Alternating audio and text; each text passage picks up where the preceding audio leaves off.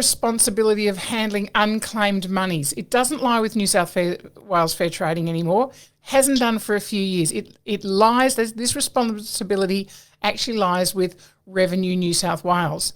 So the Unclaimed Monies Act actually relates to all of this, and it relates to how unclaimed monies are dealt with under the Property and Stock Agents Act. So it does affect everybody who holds a trust account. So these are, this means that money has been held in the trust account for more than 2 years and has been unclaimed. So basically you're not too sure where it has to go. Now that can happen for a whole range of reasons.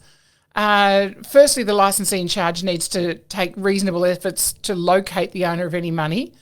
And if they don't actually take some reasonable efforts and can prove that they've taken some reasonable efforts to find out who owns the money, there are fines up to $5,500. So we don't need to go down that path.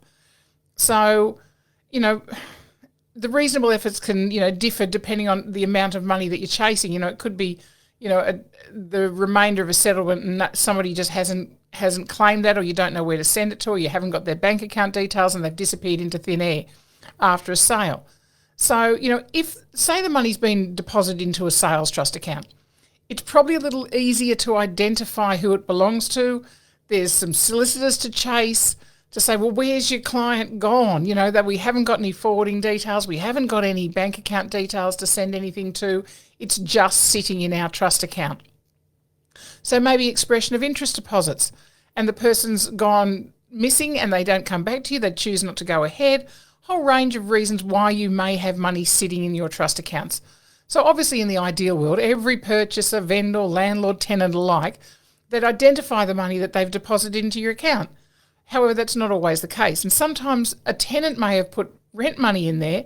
And obviously when you start chasing a tenant saying you haven't paid your rent, they go, oh, I have. They need to prove to you that deposit that's sitting there without any identification or any identifying information on that deposit is actually theirs. So, there's always some extra work to be done when it comes down to unclaimed monies. But you certainly don't want them sitting in your trust account for longer than 2 years, because then you have to start doing the returns to the Chief Commissioner of Revenue New South Wales.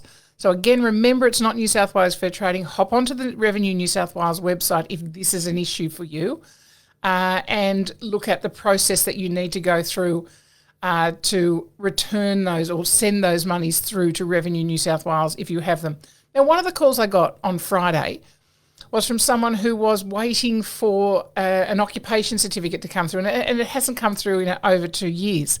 So he's got money sitting in his trust account. Now, it's not unclaimed monies because he knows exactly who it belongs to.